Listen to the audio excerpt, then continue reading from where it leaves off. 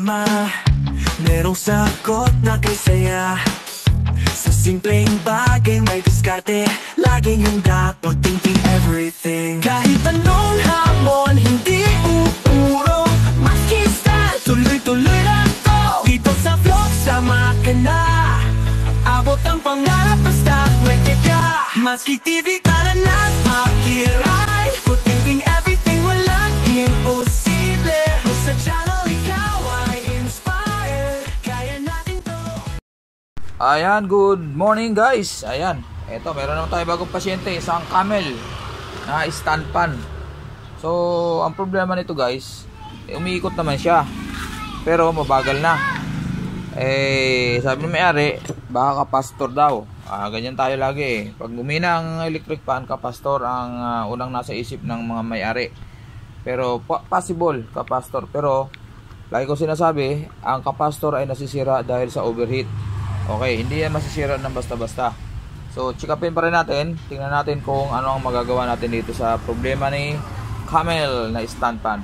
Okay, guys, ang camel magandang klase yan. Ayan, nakalagay gawang Pinoy. Sa gawang Pinoy na electric fan, ito ang rin-recommend ko lagi, camel. Matagal na yan. Lumang style na rin siya, pero matibay yan. Okay, babaklasin lang natin guys. Baklasin natin para ma-check natin, pero banda rin pala natin muna. Ito nakasaksak na. On natin ang number 1. Ito number 1. Tingnan natin ang ikot ng ventilador. Ayan, so mapapansin nyo guys, medyo mabagal siya bago mag-start up. Yan, isang sinyalis siya na natutuyuan na siya ng langis. So sabi ni may-ari, medyo may naamoy daw sila na parang sunog. Sana wag lang motor, kasi ang pag nag-overheat ang motor natin, syempre ang motor na ganyan, ito yung winding, pag sumobra init, mangangamoy talaga sunog yan. Sana okay pa at magawa natin ng paraan. Okay, babaklasin ko lang, hindi ko na sa inyo papakita dahil medyo matagal ang pagbaklas para hindi masyado mahaba. Ayan, bumabagal na bumabagal. Ayan, so wag na natin pilitin, baka pumutok pa fuse, lalaki pa trabaho. Okay, so ito ang naging nakita natin, findings natin guys. Ayan mahina na motor nito sa pag ganyan sunog na. Ayan nagkaroon na ng discoloration at siyempre magkabila. Ayan so may gumawa na nito. Ayan kita nyo ang kulay nya, isabihan sunog. Ito yung complaint na mayari na may naaamoy daw sila. So ito yun sinasabi ko kanina bago ko buksan, dahil may nangangamoy, sigurado may nasunog. Ang possible lang kasi na mangamoy dyan ay kapastor or itong winding. Yun nga lang, 1.7 yung linagay. Para sa ganitong kapal, ganito kanipis na winding, dapat ito mga 1.5 lang.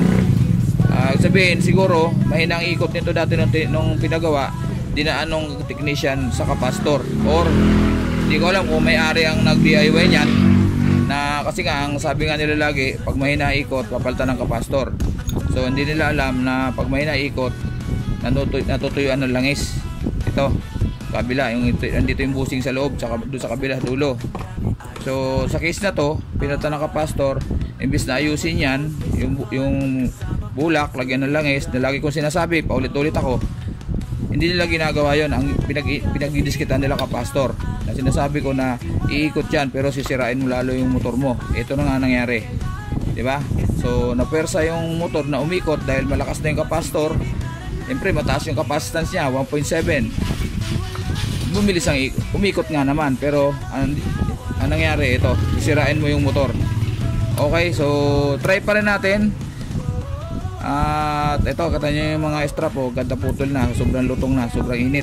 Ayan, so tatalian na lang natin isang piraso dyan. Isa lang naman naputol. Lalangisan natin yon at titesterin natin yung kapasitor kung hindi nagbago yung kanyang capacitance. So dito muna tayo sa kapasitor. Tanggalin natin to. Ayan. Tapos testerin natin to ng actual kung tama pa yung kanyang capacitance. Pero tingin ko to bago pa ang mahiwagang tester na sponsor sa akin ng aking ma'am, dati kong mga boss sa company na pinagtatrabahuan ko. Yan, ito rin regalo sa akin dahil ang tester ko dati ay analog lang. So ayan, lagyan natin na ilaw. Tapos lagyan natin sa capacitance. Ayan. Kaso malabo pa rin. May maliwanag dito eh. Sa testering ko na lang, sabihin ko na lang sa inyo kung good or hindi. 1.7 dapat, siyempre 1.7 dapat ang lalabas. Ayan, so nasira na rin yung kaya mabagal umikot. Nasira na rin yung bagong kinabit na kapastor.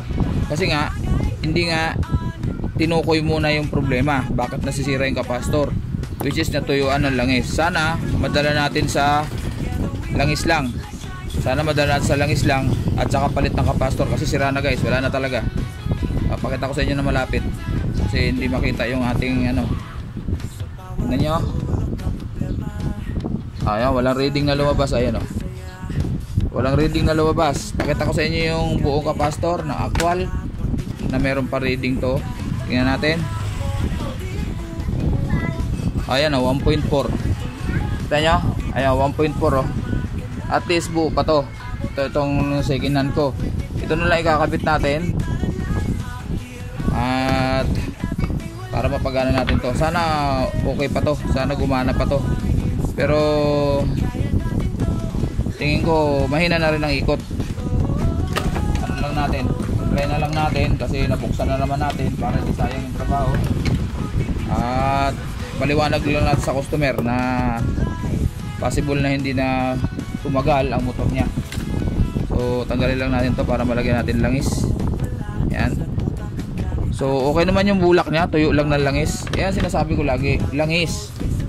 Huwag niyo pagdiskitahan yung ibang pyesa kasi ang laging nasa isip pag tumigil, pag huminto ay capacitor o fuse lang. Hindi. Ito lagi ang dahilan. Pag natuyuan ng langis to. Paulit-ulit si Matski. Pasensya na kayo at ako'y pinagpipilitan ko talaga yan dahil yan talaga ang totoo. Pag hindi natin in-address yung problema, yung dahilan kung bakit pumutok ang fuse, bakit nasira yung capacitor, walang mangyayari. Remedyo lang yon. Kumbaga sa yun lang nasa isip nyo, kaya yun ang ginawa nyo, pero mali yun. Ito talaga ang pinakangkos lagi. Laging natutuyuan ng langis. So, linisin lang natin ito rito. Yan, okay pa naman yung busing kasi wala pang tama yung shafting niya eh. Yan. Linisin lang natin tong para matanggal yung mga dumi-dumi. Dito rin sa kabila. So, ayan guys linisin natin yung pinakang yan. Balik natin ito mamaya. Kung ilan yung tinanggal natin dyan. Wala naman dumi. At saka ito guys, makinis yung kanyang nagkaroon lang ng discoloration pero makinis, wala nang gas-gas. Ayan discoloration lang yan. Siyempre sa init kakaroon talaga ng discoloration yung bakal, pero wala pang tama yan kahit di kuliyahin. Makinis na makinis. Ayan so langis lang talaga ang naging problema nito. Yan, langisan natin yan. So meron na. Yan, langis lang lagi guys. Yun lang ang lagi kong sinasabi, langis. Ngayon, pag napabayaan natin, hindi na langis ang problema. Hindi lang capacitor, hindi lang bushing, hindi lang shafting, hindi lang fuse kasi puputok pag sumobra init. So sana magawa natin kagad ng paraan. Hindi na tawag na preventive. Sabi ko nga sa mga customer ko, every 2 months, every 3 months, kung hindi naman kayo busy, buksan nyo. Yan, buksan nyo at langisan nyo kasi para tumagal ang motor, kasi yan lagi ang problema. Yan, ako para akong sirang plaka tuwing magbablog ako, yun lagi ang sinasabi ko. Ito maganda guys, makinis na makinis yung kanya shafting. So pag makinis ang shafting magkabila, maayos din yung bushing. Yan, ganun lang kasimple yan. Ayan walang alog kasi maayos pa yung shafting. Yun pa lang palatandaan na wala namang problema yung bushing. So ibalik natin to.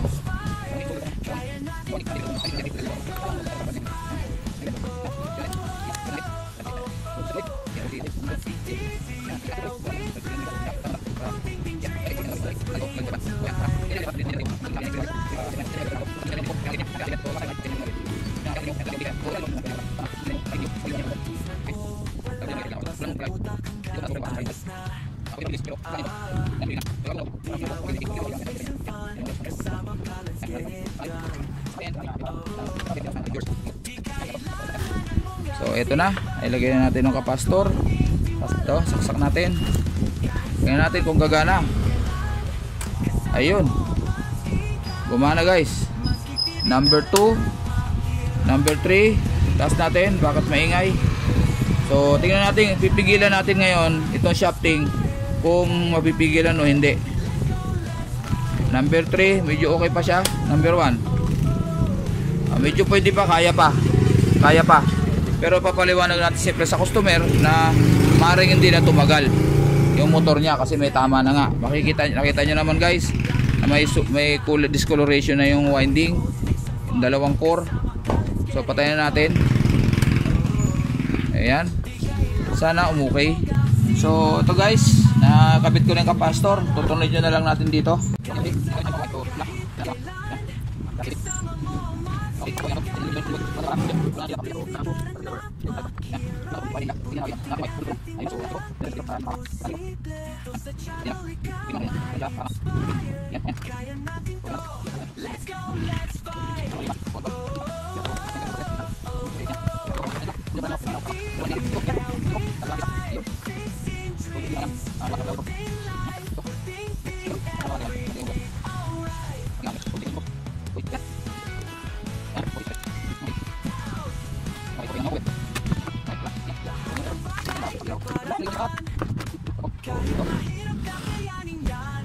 Okay.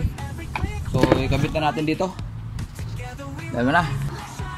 So guys, saksak na natin yung ating pinalikot, binuting-ting. Ito, number 1. Ayun, so kita nyo guys ang pagkakaiba ng andar kaysa kanina nung hindi ko pa binubuksan. Ayan. Number 2. Number 3.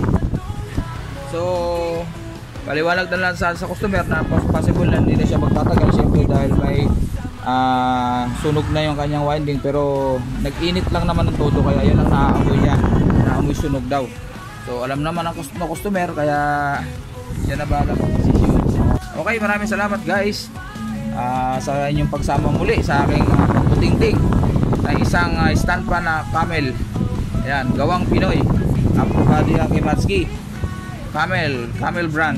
Ayan, so thank you guys sa mga napadaan at sa mga laging nakatutok sa aking mga videos na ina-upload sa pagbubuting-ting ko. Maraming salamat sa inyo, at sa mga bago, please like, share, and subscribe, at pakipindot na rin ang notification bell sa taas para lagi kayo updated sa lahat ng aking pagbubuting-ting dito sa aking channel, Matsky TV.